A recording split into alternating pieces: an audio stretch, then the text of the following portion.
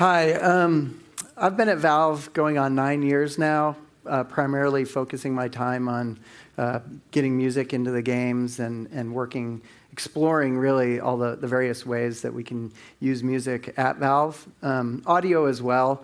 My background, I'm old enough that I was a core bohemian artist before digital anything really existed. So I have this really hard art background, but then also have used the PC over the years as it emerged as a tool, and then obviously as a platform, writing games and whatnot throughout those years. So I wouldn't say I've straddled the line between the arts and digital, but at Valve I've really kind of occupied this space of doing both at the same time. This talk, normally my talks are kind of to a pretty niche group of people, composers, audio technician people, maybe students who are looking to get into the thing. I'm not really sure where you guys are coming at it from, so I'm going to kind of hit a broad range of topics pretty lightly, and I'll have to go fairly quickly because I cover a lot of them. But the main focus is going to be sort of some of the things we've done over the years, how we've used music, what we've learned from it, and how we've kind of then progressed from what we've learned, and then kind of on each topic visit like what we're looking forward to doing, and hopefully maximizing the art and craft of music as an element, not just in our games, but in our media in general, and Steam, as a platform. Doing a talk about music makes me think of that kind of famous quote, talking about music is like dancing about architecture, which I hope is not actually true because I'm about to spend, the next 45 minutes doing that. But I do understand the sentiment of that, which is basically you can't talk music. Music is a thing unto itself, and the only way to really experience the effect of music and the effectiveness of music is to do it, right? And so one of the threads that I think I'll keep hitting on here is also a core philosophy of how we work at Valve, which is sort of a free approach, the minimizing of barriers, right? Like trying to keep the iterative loop as tight as possible, and exploration, right? Music and games, I think, has a great history already, which has definitely established an amazing vocabulary, an amazing set of tools and ideas we can use, but I don't think we're anywhere near tapped out. I think there's just a ton that we can do going forward. So I'll talk about that, the things that we're excited about. And just like every talk here, I think one of the big things we're looking forward to is what you guys would like to see us and help you with, or anything that we can do to facilitate your use of music as a valuable medium. Any Valve product has to start in this way, as far as I'm concerned. I doubt this talk will live up to the expectations that I know about you, but what that gives me. The reason I use it is because usually when people talk about music, they consider it as it adds the emotional element to a movie, or the emotional, and that is true. I think that's an entirely valid point for the most part. But in this case, and something that one of the things that we really have the advantage of in games is of symbolic meaning, right? Like that piece of music to me means I'm about to do something amazing, like go on some experience that's really creative or unique, a Valve experience. And that isn't because of the emotion that music gave me, it's because of my experience with what follows that. It's kind of a Pavlovian effect. And I think as an artist in the craft, we composers think in not just in terms of how to create emotional experiences, but also how to communicate, especially in games. Again, this next part, I don't know if you guys know anything about how music is made for games or film, so I'm going to do a quick summary of sort of how we work, composers in the industry, and it's pretty standard. I'll touch real quick on how we work at Valve. If you know anything about Valve, we're hierarchy free, which really means we're free to explore and execute, which is great for music, because you got to kind of try it to know if it's going to work and what kind of effect it's having. But because of that, artists are very integrated in the team. We don't do much like over-the-wall kind of work with music. It tends to be like you're right in there, plugging it in, trying it out. If it doesn't work, you change it, or if the team doesn't like it, you talk to them and figure out why. And we really focus on goals and constraints, because again, music's a tough thing to talk about. If you don't know the language around it, it's tough to say, like, I really didn't like that part in that map where that trumpet played. Like, that is not really useful feedback usually for a composer, unless it's coming maybe from another composer. But if you were to say, the goal of this map is X, and the music doesn't seem to be getting there. And then constraints are another thing that we're always thinking about, like, what's our time frame? What are our memory budgets, that kind of stuff. All right, so just real quick, how music is made for any game, or we're going to start with some linear content. It's the same as most audio artists and other studios. Music is still, unless you're a purely electronic artist, still made in largely the same way. Personally, I tend to like to think my ideas through as much as I possibly can. I don't sit and work with a pencil and paper, although I do know people who do that. I'll tend to think it through as much as possible. Then I might sit down at a piano, kind of figure out my parts, but then really most of the time is spent at the computer, kind of getting a mock-up or doing the actual work itself, if it's electronic music. Like I said, I know people who work with pen and paper. I know people who work purely like straight into the computer. Usually the first thing we'll do is a mock-up, which is like a pencil sketch. And just like a pencil sketch with an artist, say a comic book, where if you've ever looked at a pencil drawing that becomes a comic book, there's a pretty big distance between those two. We kind of do the same thing, and we know where that end goal is, but one of the disadvantages is the people that we're working with often don't understand the jump that's going to be made, right? This example I'm about to play is one of the very first things I did at Valve. It was for the very first TF2 trailer. We had 2 days. It was one of those like, hey, Mike, could you do a piece of music for us?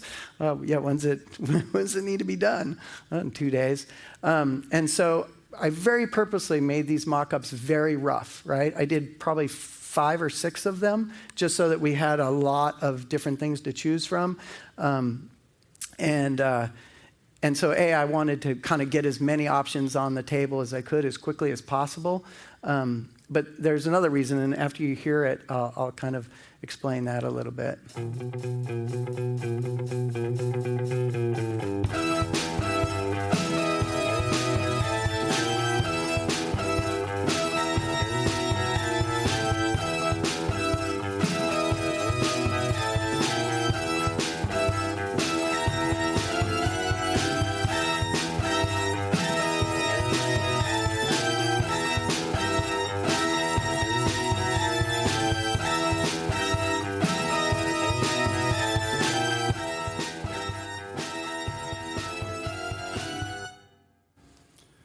All right, these pictures, by the way, are our audio suites at Valve. It's when you're working on music or audio in general, it's pretty important to have a nice space to work in. And in the last couple of years, we've invested in these. Anyway, so the super rough nature of that, like that kind of synth line, the synth organ part, I chose to do it that way so I could communicate the feeling of the piece to people who might not understand that my crappy sample of a trumpet is crappy, right? Like, I didn't want the feedback to be like, yeah, I didn't understand that.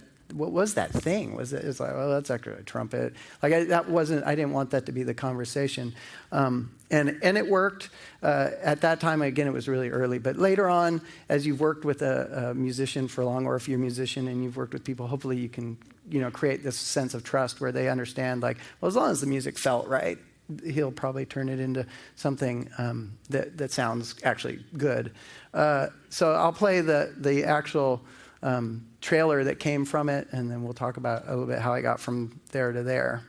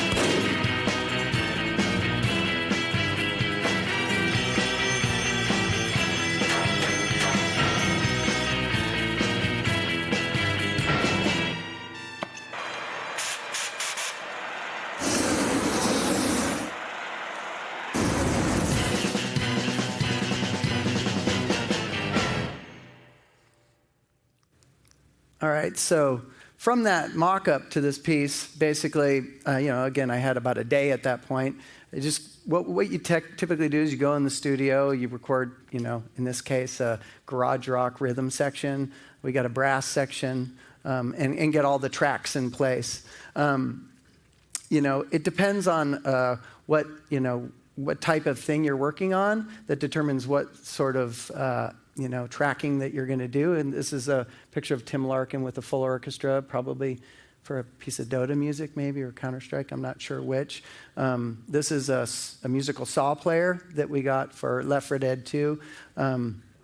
Depending on the work that you're doing, it could be anything from, again, a full orchestra to Left 4 Dead 1. We used kind of purposely a mid-sized kind of Hollywood in the 70s B-level orchestra sound, because we were kind of going for this, cheap horror score vibe a little bit. Again, small eclectic stuff for Left 4 Dead 2.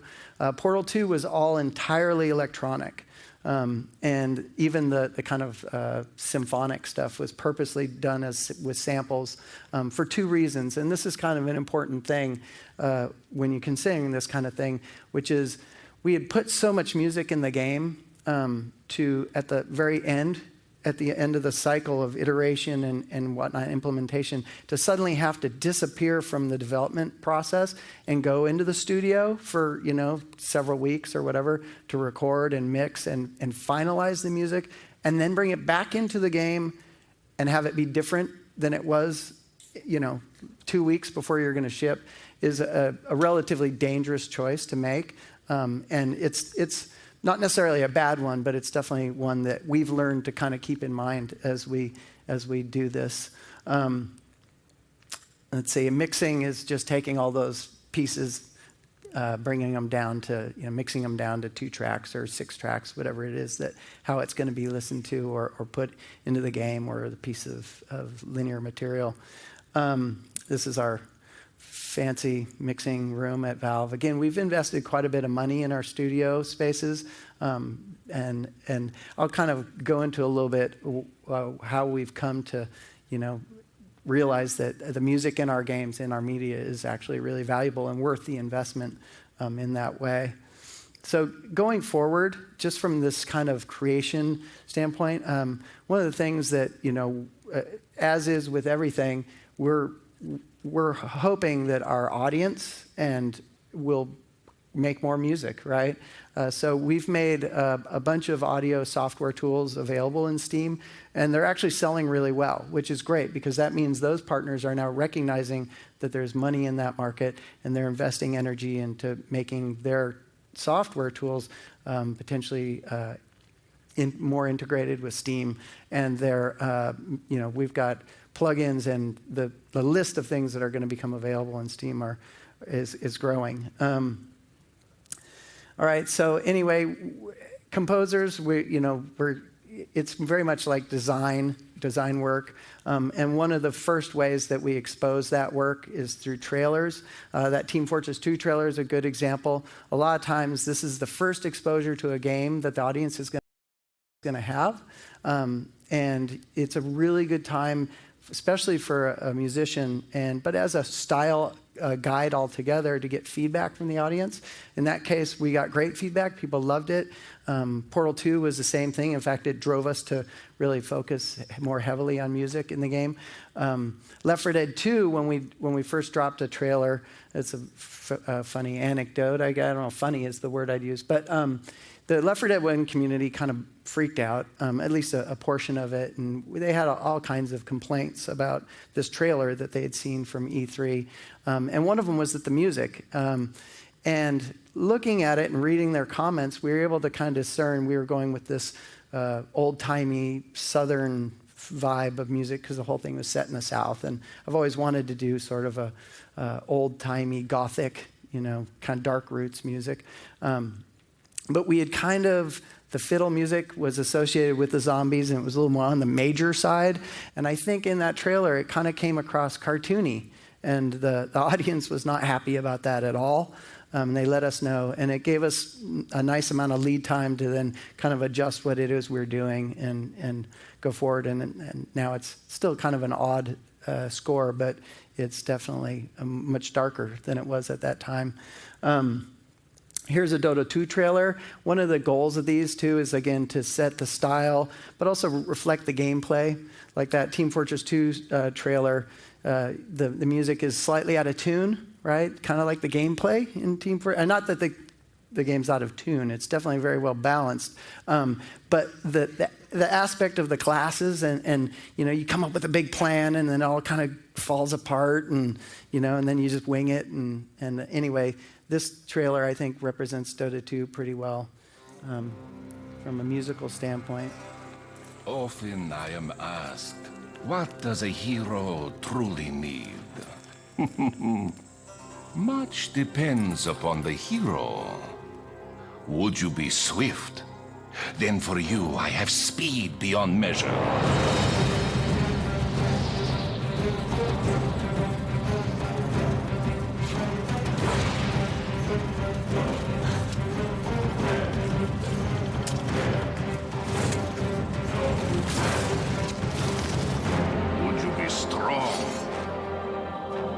Then I can grant you the might to overpower any foe.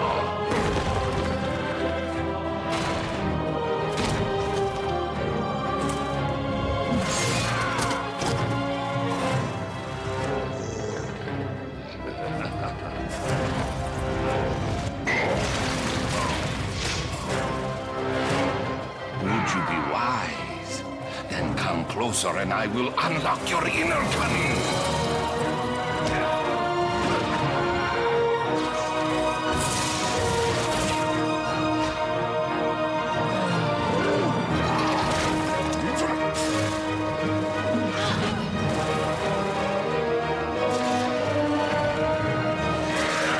What does a hero truly need?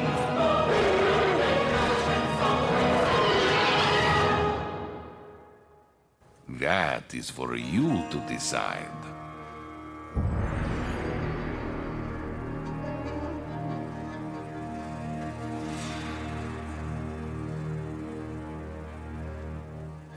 Anyway, I don't think we're particularly unique in that regard, that we use music, with our trailers as marketing. We do really focus on kind of getting a good Bible right out the gate and really looking at the feedback that we get from it. We recognize that trailers are a really big part of games, and so we have that as part of the Steam store page. We made it pretty easy to add media to your games, and our games probably first was the interest. The one thing, though, that then we started to learn with the Portal as a good example was the song Still Alive by Jonathan Colton took off in a way that we just didn't foresee at all. It caught us completely off guard.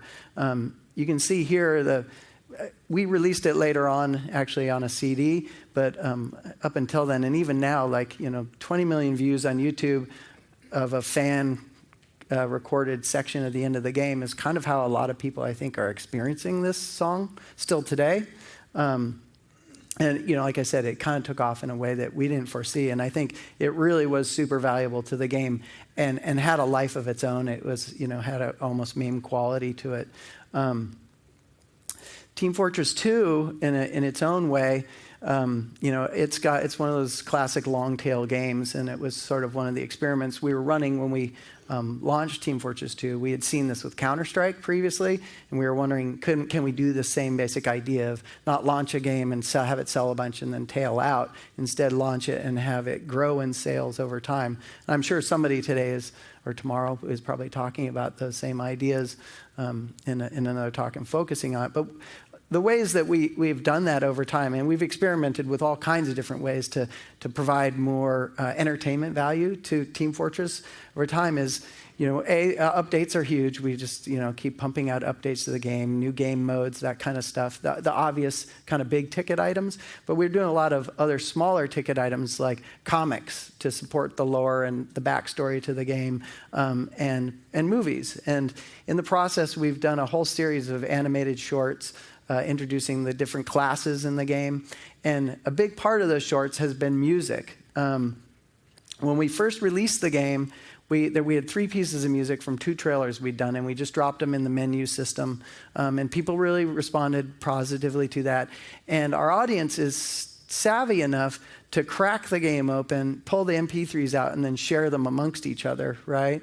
And so then when we did a couple more shorts, we mixed the music out as a separate item and dropped them in the menu system. And if you've ever worked on multiplayers, you'll know that the immediate reaction was like, what the hell's going on? You changed it. And then, somebody would chime back in and say, well, they didn't take anything away. They just, and eventually people understood. And now if we do a short and we don't drop the music in the menu system, which they immediately will crack open and pull the MP3s out, I just get instant emails like, where is that? How do I get a copy of that, right? And so we've kind of short-circuited the music distribution concept by just putting the music in the game. And we've done that with a few different systems. Meet the Medic is a good example of just from a kind of cross-media marketing thing. It just recently went over 22 million views. And somebody took the MP3 from the game, posted it to YouTube, and just on its own, it's over 1 million.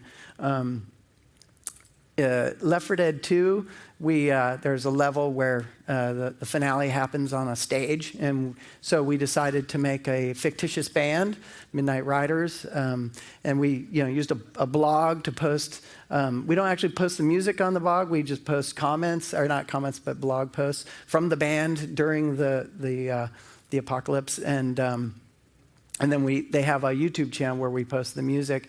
And the comments are great. It's, people are really into the fiction of it and kind of, oh yeah, I just saw them at this place. And anyway, it's been just a really good way to continue the lifespan of that game, even though that team has a really small, it's a very small team that's been continuing it over its lifespan. I think we've got 20 million players. And just recently, we had over 160,000 concurrent players. So that game's just, was released in, 2008? The original one. Anyway, so that's another way we've been doing it. Portal 2 soundtrack, we got a great response when that came out, did really well in the awards season, and people started, again, demanding the ability to listen to this music offline as MP3s. So we were caught off guard once again. We weren't really prepared for that. So we decided to release the MP3s for free via a blog, the Portal 2 blog, and ended up, I think, the downloads number in the several millions. And we thought that was pretty cool, but even still, people demanded to be able to buy it on iTunes, which is curious to me because you can get them for free. But I think people like the convenience of the thing they know, or they want to listen to it on Spotify. And still today, the easiest way to get on Spotify and iTunes is to get through an aggregator, like a distributor. So we decided to release a 4 CD box set, through Ipecac Records, which is Mike Patton's label. He's done some performances for us, and it was a really, and yeah, I mean, I love the label, but it also was a really quick conduit to Universal, which basically got us onto all the digital sites. One of the things, interesting aside, is we packaged some authorization codes, one of which was for a TF2 economy item, which was a mystery box when it first launched. I mean, when we first released the CD. We released the CD, it went top of the Amazon charts for a week, right? And then kind of tailed out, as you'd expect.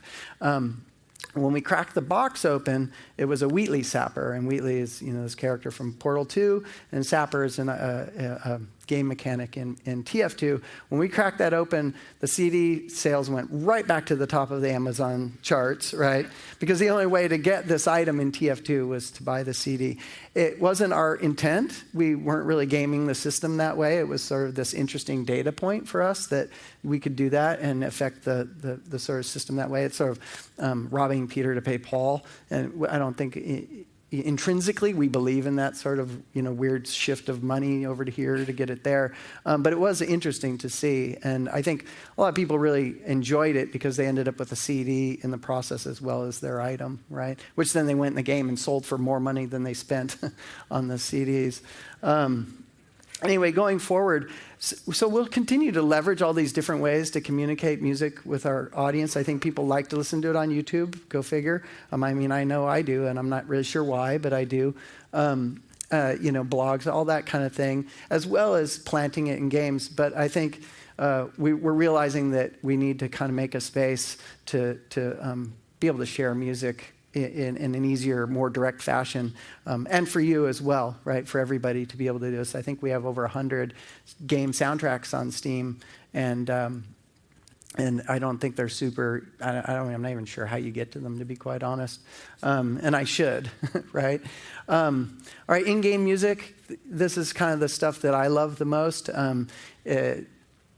Real quick, in film, sound and images go to support story. And I think in games, at least the kind of games we tend to work on at Valve, story, music, images go to support gameplay, right? And so with that in mind, I can't say how much I think there's just the ways we can explore in that space are really wide open. Left 4 Dead was my first really deeply interactive game that I worked on. And when we were working on that game initially, Mike Booth, who I think is here somewhere, there he is, he was adamant, and I think we all were, that the game is an exciting, emotional game, and we really wanted to have music be part of adding to the the feel of the game and really getting the value of music in it. The concern is because it was a multiplayer, even though it was co-op, is that people were going to just turn the music off, which a lot of multiplayer, it's sort of their motto of, I just turn the music off. It's sort of almost a macho thing to say sometimes. And I think sometimes it's a really valid point, right? You need to hear the footsteps or, like the data, you need the data to be clear to be able to play the game to the best of your ability. So what we did is we experimented with having the music mean stuff, right? And have data in the music that you couldn't get any other way. And the way we kind of first discovered that, the first piece of music we put in the game, I think, was the tank theme, other than maybe the main menu or something. And when a tank would spawn, I mean, back then, too, the game was super hard. Like, if you even got to the point there was a tank, you were probably doing pretty well, and a tank would show up, and it meant the game might be over, right? And so we put music in when the tank spawned, and the tank could be in a distance, but you would hear this, right? Should say a rough mock-up of this.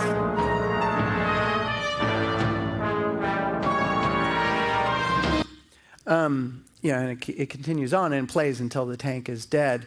But then there was a bug, and this bug made it so the tank music didn't play anymore.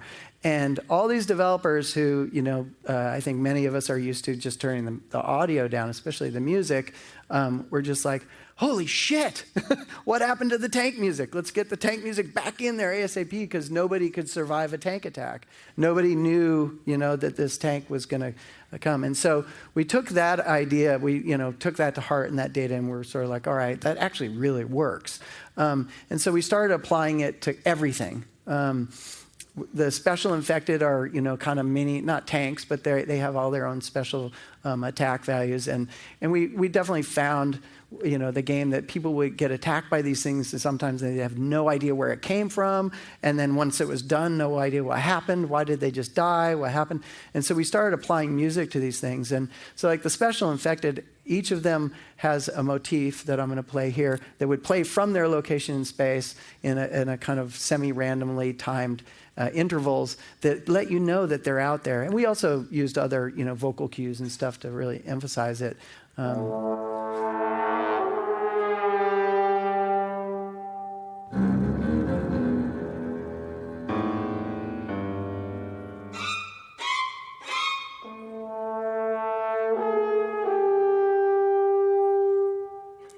Okay, so that's just a rough smattering of them. They would never play like in that distinct order. It was kind of all timed to make a kind of an overall tapestry, if you will, of music, because there's ambient music playing in the background, and it was all constructed to be this sort of procedural environment of music that.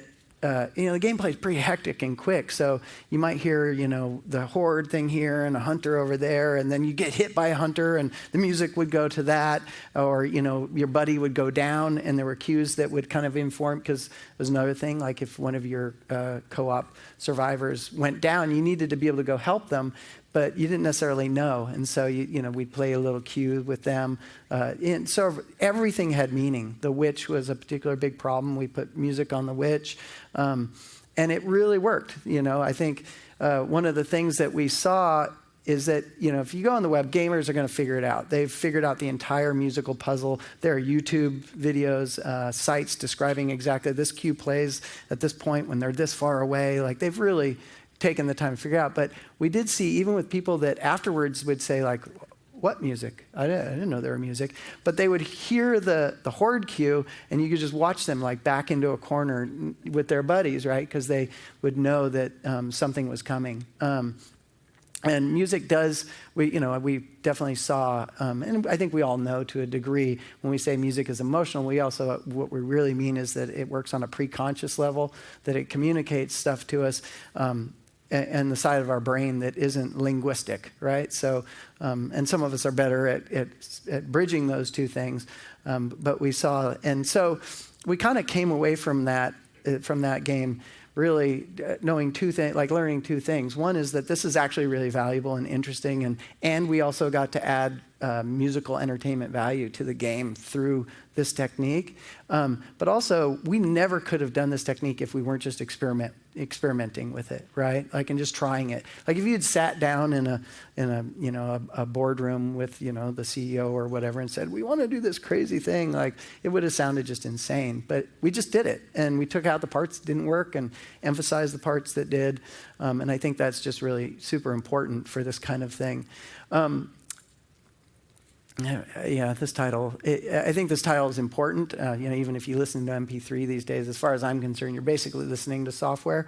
But Portal 2 is a good example where we knew that we wanted to, because of the success of the trailer, again, people were really excited by the music in the trailer. We knew we wanted a lot of music in Portal 2. And we knew from the importance of the experimentation in Left 4 Dead 1 that we needed to be able to do a lot more experimenting. So we prototyped a new tool set, sort of a node-based system that is, allowed us, both of music and audio, but to really kind of push the bounds and try all kinds of new ideas. And so with that in mind, okay, so Portal 2, there's tons of music, and we're solving tons of problems, and I kind of can't go all, that would be a whole talk unto itself, probably a 4-hour one. But one of the things that we definitely identified along the way was that solving those puzzles can get pretty taxing and tiring, right? So as we experimented with the interactive music in the game, we found that one of the things that was really nice was when people could like take a minute either after or while they're solving a puzzle and go play with something, right? Explore the space and kind of play around. And one of the other things, Portal 1 and 2, as I don't know if you've played it, you'll know there's a certain degree of what's called multimodal perception, right? Like kind of virtual vertigo, this sort of thing where the information coming through your eyes makes your inner ear spin, and that sort of thing. And so we decided to kind of play with that because there's tons of it. You're doing flinging and going through holes and bouncing and all kinds of stuff. So this particular use of the interactivity really plays off of that concept a bit.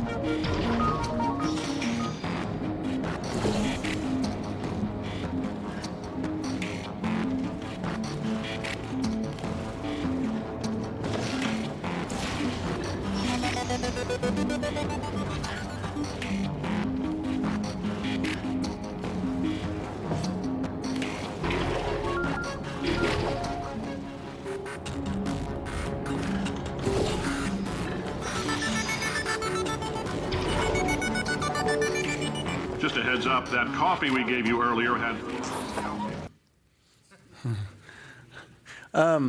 So yeah, that sort of thing seemed to be pretty successful. Some of the other things that we were looking at is,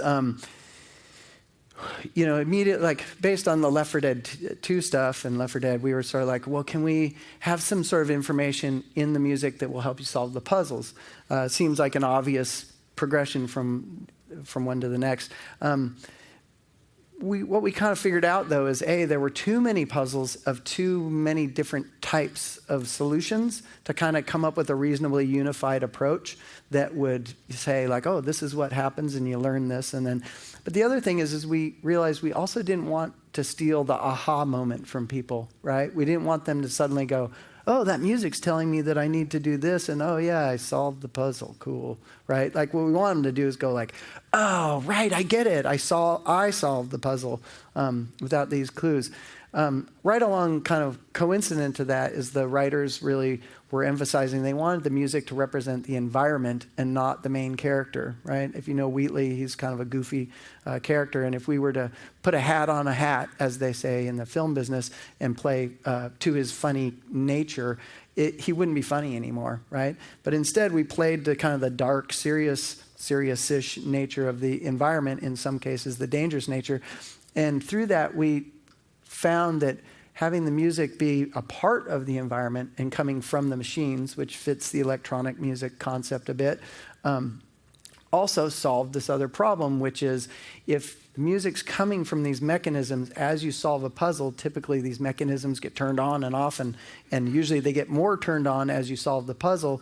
You kind of get this positive reinforcement, this piece of music that you create as you solve the puzzle. So it's not really helping you to solve the puzzle, but it's definitely reinforcing the idea that you're solving the puzzle, as well as kind of give you a reward for doing so. This next clip is sort of these laser things that play.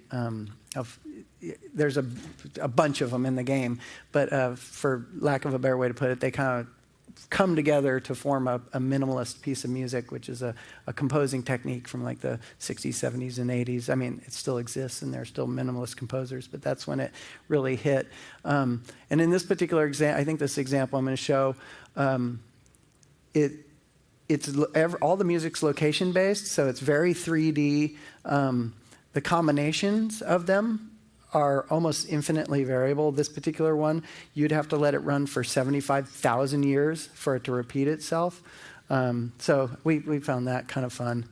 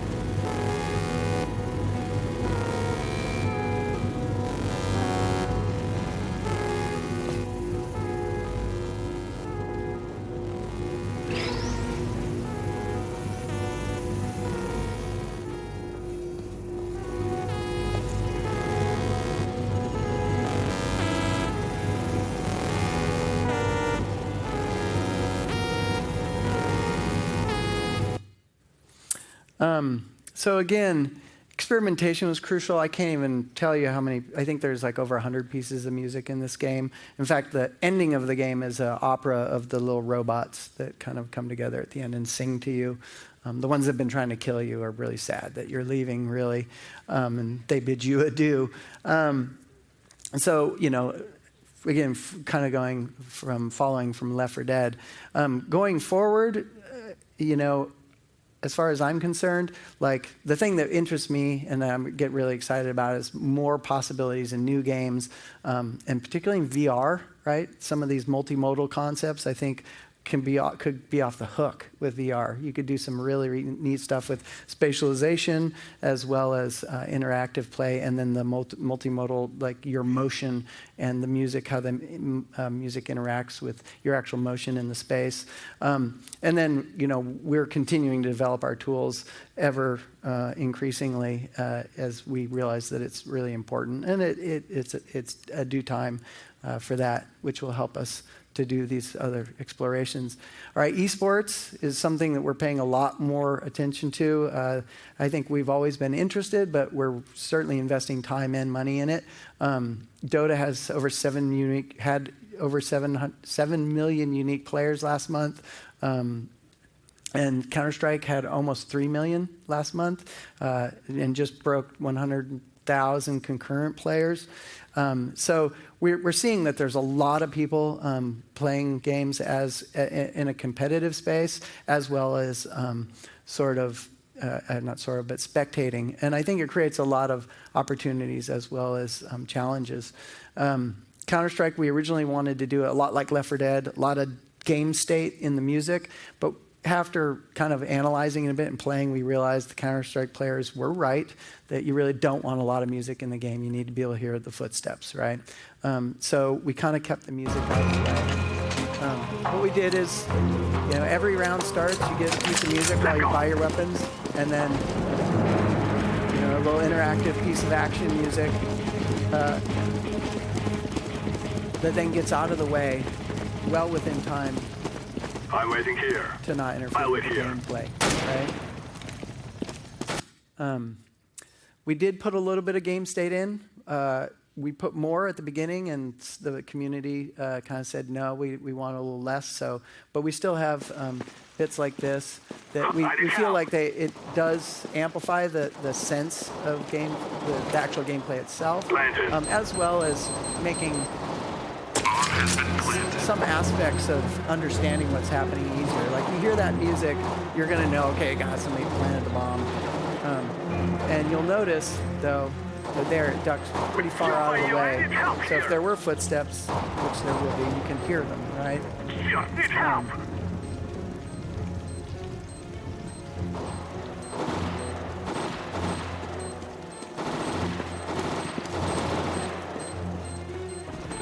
Then 10 seconds out from the end. It bumps back up, tells you, right, you've got 10 seconds. And also, if you're trying to defuse the bomb, that makes it a little stressful. Terrorists win. So one of the things, so Counter-Strike, going into it, I was like, oh, boy, everybody turns the music off, quote unquote.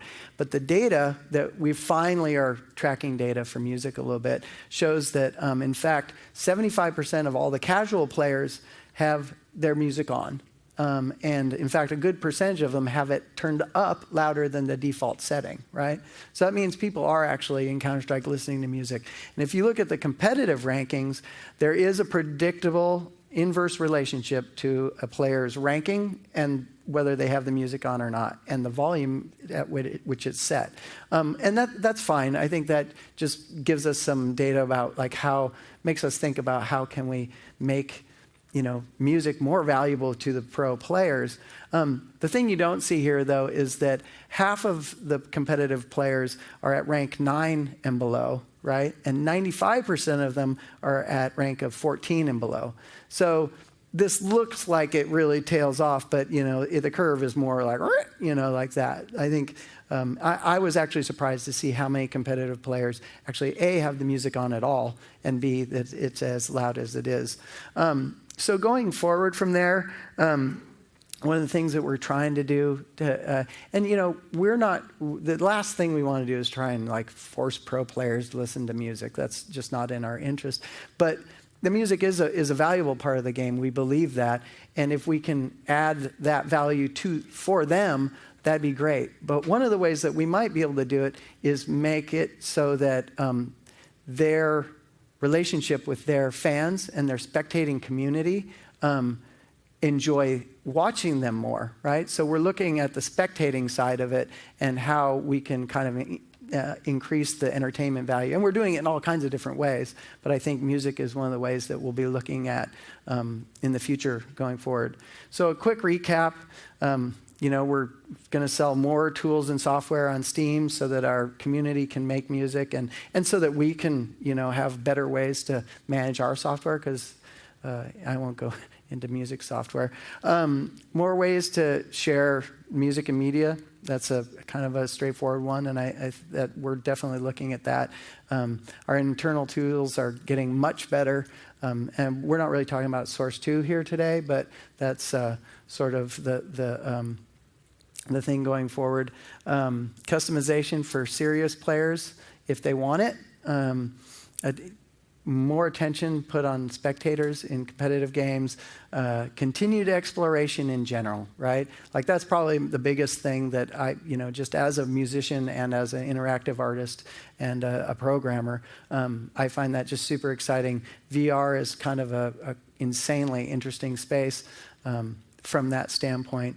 And then, of course, we're interested in what you guys would like to see. So I think we have a few minutes for some questions, if you have any. Go ahead. Can you describe the procedural music system a little bit more? Was it like variable-based? Were you arranging notes dynamically, or were you kind of just turning on tracks that were pre-written? It really depends on which one you're talking about. In some cases, like the minimalist bit is our loops of varying lengths that kind of turn on and play from a location in space. The bouncing thing was sort of bits of pieces that are following a main track of structure and are kind of fading in and out as your velocity changes.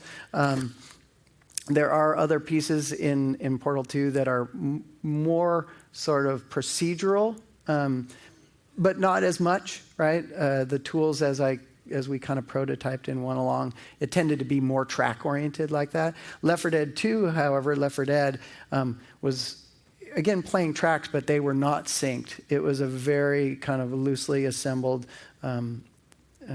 procedural juxtaposition of samples, if you will, of pieces of music. There were definitely some tracks that happened, like in combat. There's clearly some tracks there.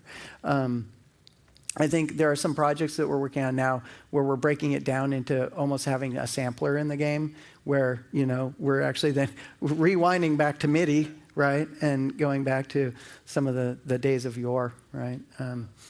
So, yeah, feel free, by the way, afterwards, just corner me, and I'd be happy to talk more about these things. Did I see a hand? Yeah, I was wondering the challenges that you faced with doing actually the dynamic music as a composer. We've tried to do some, and it's difficult to collaborate between the people implementing the dynamic music system and the composer without stepping on the toes of the composer's artistic vision when they have all these weird constraints. Weird. We have the exact same problem.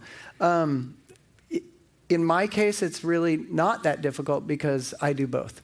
And that is, it's a constraint / feature of our audio team is that for the most part, all of our audio artists are also implementers. Every now and again, we'll have, like Mr. Fiza here, will do the implementation for somebody else who doesn't want to or isn't as knowledgeable about a certain aspect of our tool set. But in general, we tend to do our own implementation. And from my own standpoint, I could be an implementer, right? But I could never compose with, I mean, that's a pretty strong statement. That's not true. But I generally really prefer to do it all myself because no matter how clearly I foresee what it is I think I want to do in the game. The second I put it in, almost 100% of the time, I have to change it. I kid you not. It's almost 100% of the time. Whereas like a video or something, a linear piece, it's almost inverted. Like 99% of the time, I'm kind of right on when I write something and put it in. Yes? What was your working relationship like with Kelly Bailey? And when he left, how did your role change? That's an interesting question. When I let's see, how's the easiest way to go about that? Kelly was sort of the audio department when I arrived, right? There were a couple other guys doing audio, but there wasn't really a department. But Kelly is also a game designer and a programmer and, was filling a lot of shoes. And so when I showed up, he and I have a great intellectual relationship. Like we're good friends and we love talking about neuroscience and shit like that. And so when I showed up, he was just sort of like awesome, like somebody else, and when, let's say Portal is a perfect example, he had scored Portal up to the point where we thought we were gonna release it, and then we decided, we've got a whole nother second half of the game to do. And he was busy with, I think, episode 2 or something, and he just came to me and said, hey, can you do the second half of this game? I don't have time, right? And so that worked out great. I think he was really happy about that. When he left, I can't really go into why or what that was about, but he's back with us now, and I love working with Kelly.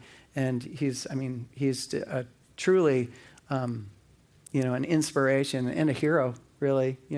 Those Half-Life games just have some of the best sound and music ever. So I guess we're out of time for questions, but please, I'm the guy with the Totoro t-shirt, so feel free to come say hi.